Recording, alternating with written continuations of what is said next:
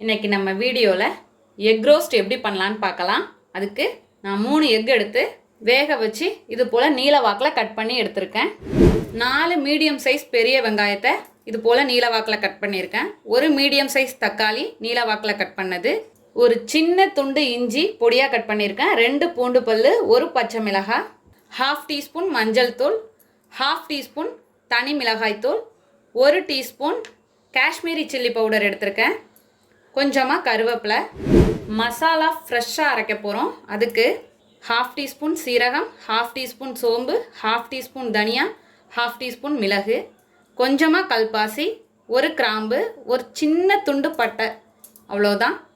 உப்பு தேவையான அளவு, எண்ணெய் தேவையான அளவு. இப்போ எப்படி செய்யலான்னு பார்க்கலாம். இப்போ ஒரு கடாய் எடுத்திருக்கேன், நல்லா ஹீட் பண்ணிக்கோங்க. இதில் நம்ம மசாலாலாம் சேர்த்துடலாம். எண்ணெய் எதுவும் சேர்க்கலை, ட்ரையாக வறுத்துக்கலாம்.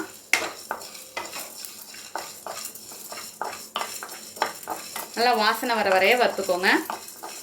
இப்போ இதை ஒரு பிளேட்டில் மாற்றிடலாம். இப்போ இதை ஆறட்டும்.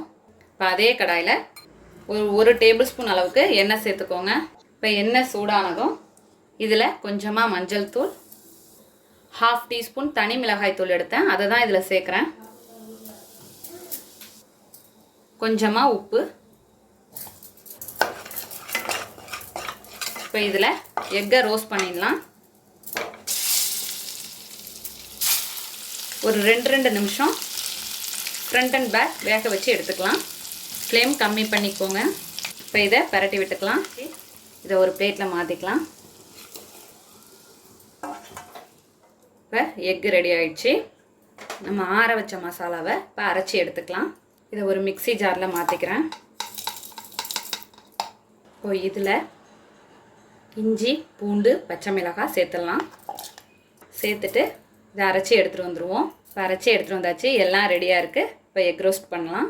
இப்போ ஒரு ஃப்ரை பேன் எடுத்துக்கிட்டேன். இதில் ஒரு 4 டேபிள் ஸ்பூன் எண்ணெய் சேர்த்துக்கலாம்.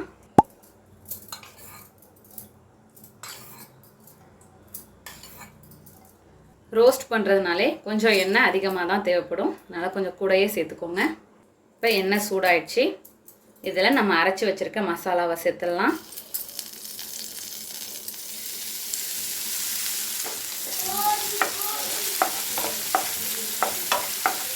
இதை நல்லா வறுத்துக்கோங்க. இப்போ இதில் வெங்காயம்,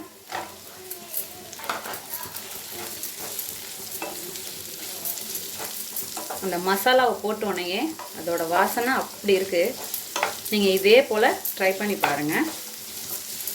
ஆல்ரெடி முட்டைக்கு தேவையான அளவு உப்பு சேர்த்துருக்கோம். இப்போ ரோஸ்ட்டுக்கு தேவையான அளவு உப்பு. நல்லா வதங்கட்டும். இப்போ வெங்காயம் பாதி அளவு வதங்கிடுச்சு. இந்த ஸ்டேஜில் நம்ம கருவேப்பிலை சேர்த்துக்கலாம். இப்போது காஷ்மீரி சில்லி பவுடர் சேர்க்க போகிறோம்.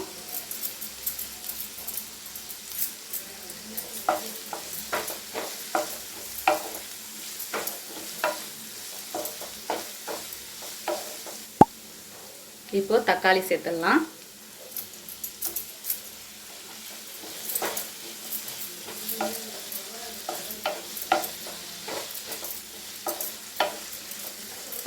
சேர்த்துட்டு நல்லா கலந்தாச்சு. இப்போ இதில் கொஞ்சமாக தண்ணி சேர்க்குறேன். ஒரு 2 டேபிள் ஸ்பூன் அளவுக்கு தண்ணி சேர்த்துருக்கேன்.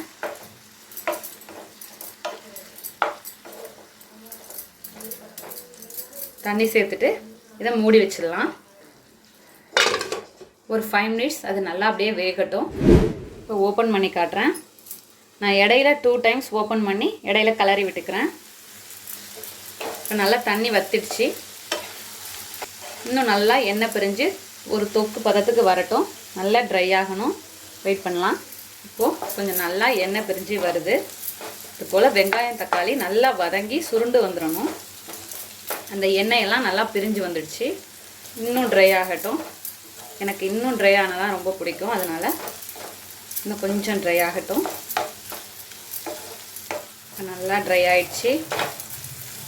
இது வந்து நீங்கள் சாதத்தோடையோ இல்லை சப்பாத்திக்கு சைடிஷாவோ யூஸ் பண்ணிக்கலாம். தோசைக்கும் நல்லாயிருக்கும். இப்போ நம்மளோட எக்கை இதில் சேர்த்துடலாம். கடைசியாக கொஞ்சமாக கொத்தமல்லி தழை. அவ்வளோதான், நம்மளோட அருமையான அற்புதமான எக் ரோஸ்ட் தயாராகிடுச்சு. இதே போல் நீங்களும் உங்கள் வீட்டில் செஞ்சு பார்த்துட்டு எப்படி வந்துச்சுன்னு கமெண்ட்டில் சொல்லுங்கள். தேங்க்யூ.